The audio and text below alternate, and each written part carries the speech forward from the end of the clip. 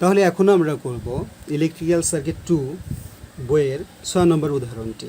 সেখানে প্রশ্নে বলা থাকবে একটি প্যারালাল সার্কিটের 3টি শাখার ইম্পিডেন্স যথাক্রমে 60 ওহম, 20 প্লাস জে 10, দ্বিতীয় শাখা এটা, আর তৃতীয় শাখা আছে ইম্পিডেন্স 10 মাইনাস জে 12 ওহম। ঠিক আছে, এখন 3টি শাখার ইম্পিডেন্স এখানে দেওয়া আছে, তাহলে আমাদের বলছে যে মোট ইম্পিডেন্স কত, তার মানে এই সার্কিটের মোট বাধার পরিমাণ কত হবে সেটি আমাদের বের করতে হবে। এটি যদি আরও সুন্দরভাবে বুঝতে চায় তাহলে আমরা ইচ্ছা করলে কিন্তু সার্কিটটি আঁকিয়েও নিতে পারি, আবার না আঁকালেও হবে। তবে যেহেতু আমরা শিখতে এসেছি বা শিখবো প্রাথমিক অবস্থায়, তা আমরা সার্কিটটি আঁকিয়ে নিয়ে আমাদের বেসটাকে আরও স্ট্রং করব। এটি হচ্ছে এক্সাম্পল 6 ইলেকট্রিক্যাল সার্কিট 2 বইয়ের।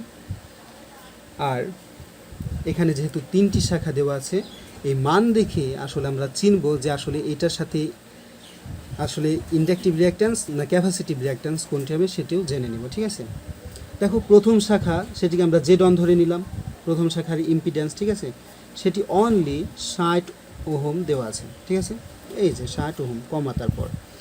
এরপর দ্বিতীয় শাখাকে আমরা জেড 2 ধরে নিলাম, দ্বিতীয় শাখার ইম্পিডেন্স। দ্বিতীয় শাখার ইম্পিডেন্স কত তুলব আমরা? 20 যোগ জে 10, 20 যোগ জে 10। ঠিক আছে, ওহম দিলাম যেহেতু রেজিস্ট্যান্সের বা ইম্পিডেন্সের একক ওহম। জেড থ্রি মানে তৃতীয় শাখার ইম্পিডেন্স। তৃতীয় শাখার ইম্পিডেন্স দিয়েছে 10 মাইনাস জে 12, তাই এখানে দিয়ে দিলাম 10 মাইনাস জে 12। এখন আগে যখন আমরা পড়েছিলাম যে ইন্ডাকটিভ সার্কিটের ক্ষেত্রে ইম্পিডেন্সের যে স্ট্যান্ডার্ড ফর্ম থাকে সেটা হচ্ছে জেড সমান আর প্লাস জে এক্স এল। এখানে যদি প্লাস থাকে তাহলে সেটি হবে ইন্ডাকটিভ রিঅ্যাকট্যান্সের মান। দেখো দ্বিতীয় শাখার যে ইম্পিডেন্স সেটি এখানে প্লাস আছে না, তার মানে এই মানটি অবশ্যই কি মান দেওয়া আছে? 10-এর এই মানটি এক্স এল এর মান দেওয়া আছে। আর স্ট্যান্ডার্ড ফর্মে যখন আর মাইনাস জে এক্স এই ফর্মে থাকে, অর্থাৎ এখানে মাইনাস থাকলে এই পরের মানটি অবশ্যই কি হয়? ক্যাপাসিটিভ রিঅ্যাকট্যান্সের মান হয়। তার মানে এই যে তৃতীয় শাখার ইম্পিডেন্সে যে এখানে মাইনাস আছে না, তার মানে এখানে যে 12 যেটি দেওয়া আছে এটি কিসের মান? এক্স সি এর মান। বিষয়টি ক্লিয়ার? গুড। তুমি যদি এটি বুঝতে পারো তাহলে আমরা ছোট করে এখানে একটি সার্কিট আঁকিয়ে নেব, এটি না আঁকালেও হবে। যেহেতু এটি একটি এসি সার্কিট তাই এখানে একটি এসি সোর্স আমরা দিয়ে দিলাম। এখানে প্রথম শাখার ইম্পিডেন্স দেখো, প্রথমে শুধু রেজিস্ট্যান্সের মানই দেওয়া আছে, কোনো ইন্ডাক্টর বা ক্যাপাসিটরের মান দেওয়া নাই, তাই প্রথম শাখায় শুধুমাত্র অবস্থান করবে রেজিস্টর, যার মান দেওয়া আছে 60 ওহম। বিষয়টা বুঝতে পারছো? এরপর দ্বিতীয় শাখা জেড 2, সেখানে একটি মান দিয়েছে 20, এটি হচ্ছে রেজিস্টরের মান। আর জে 10 এর ভিতরে প্লাস, আর ভিতরে প্লাস থাকলে এখানে যে মানটি থাকে সেটি এক্সেলের মান হয়। তার মানে এটি কিসের মান? এক্সেল মানে ইন্ডাক্টর থেকে, ইন্ডাক্টরের বাধার মানটি দেওয়া আছে। তার মানে দ্বিতীয় শাখায় অবশ্যই একটি রেজিস্টর যেটি 20 ওহম আর আরেকটি ইন্ডাক্টর সংযুক্ত আছে যার বাধার মানটিও দেওয়া আছে এক্সেল আকারে, সেটি হচ্ছে 10 ওহম। বিষয়টি ক্লিয়ার? এখানে ইন্ডাক্টর হবে।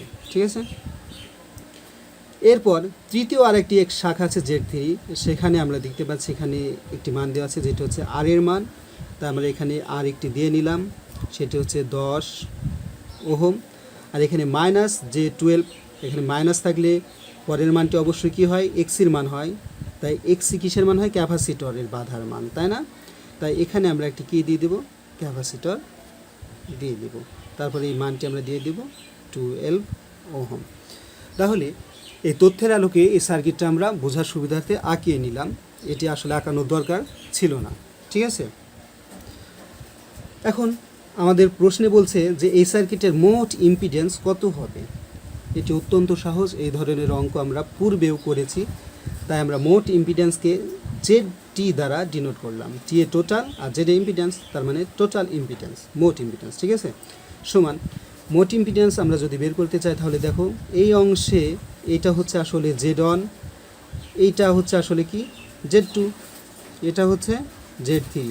তার মানে এই শাখাটা হচ্ছে জেড অন, এই শাখাটা হচ্ছে জেড 2, এই শাখাটা হচ্ছে জেড 3। তাহলে এই 3টি শাখা পরস্পরের সাথে কি সম্পর্কে অবস্থান করছে? প্যারালালে। গুড।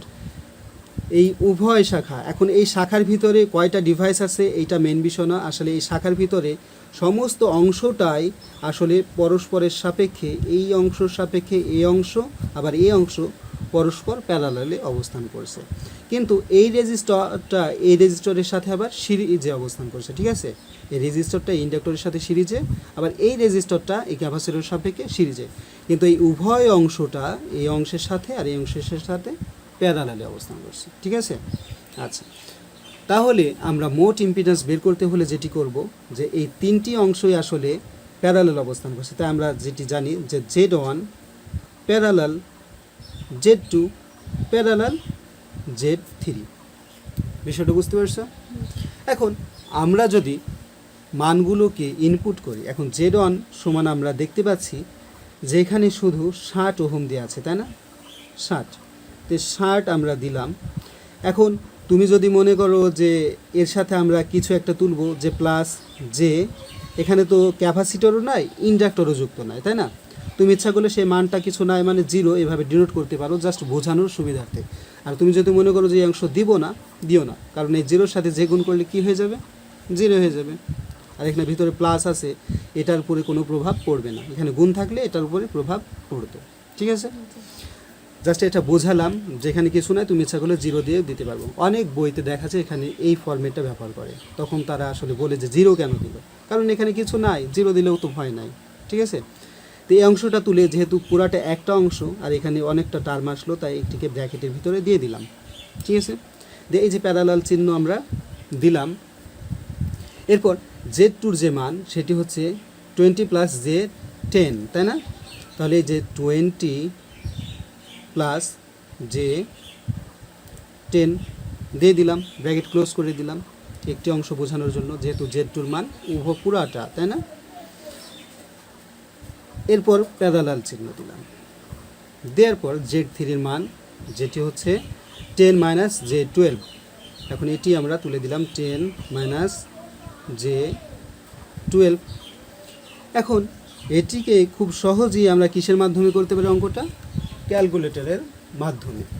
তাই ক্যালকুলেটর আমরা হাতে নেব, এরপর আমরা অন করব। অন করার পরে আমরা দেখব যে আমাদের ক্যালকুলেটরটি আসলে কমপ্লেক্স মোডে আছে কি, যদি না থাকে কমপ্লেক্স মোডে করে নেব। কেন করে নেব? কারণ এখানে জটিল রাশিমালার সাইন ব্যবহার করা হয়েছে, মানে যে ফ্যাক্টর ব্যবহার করা হয়েছে, ঠিক আছে। তাহলে আমরা এটিকে এখন ক্যালকুলেটরে মানগুলো দিব। দেখো, প্রথমে আমরা দুটি ব্র্যাকেট দিয়ে নেব, কেননা আমি বলেছি যে সব শেষে আমাদের একটি ইনভার্স দেওয়া লাগবে। তাই আমরা লিখব 60 যোগ যে গুণ 0, এই ফর্মেটি তুলে দিলাম, এটির পরে ইনভার্স দিলাম প্যারালালের কন্ডিশন অনুযায়ী, যোগ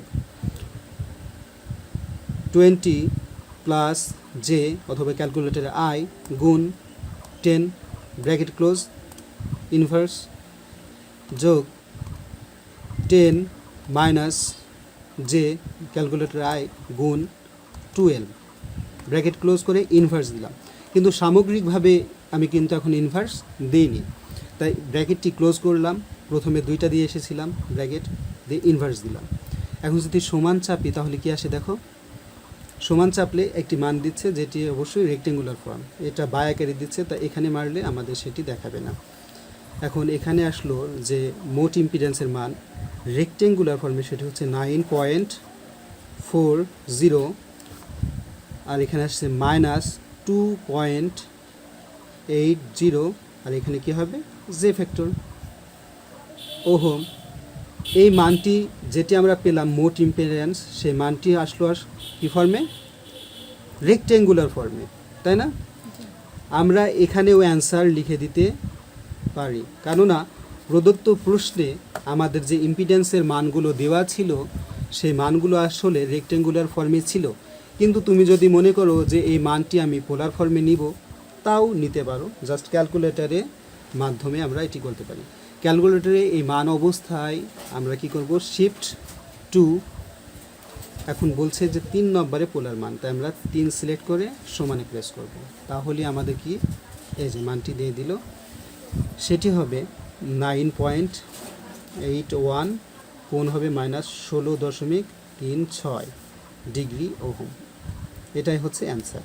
এটি হচ্ছে রেক্টেঙ্গুলার ফর্মে আর এটি হচ্ছে পোলার ফর্মে। তো আশা করি অঙ্কটি তুমি বুঝতে পারছো। কোনো অসুবিধা আছে?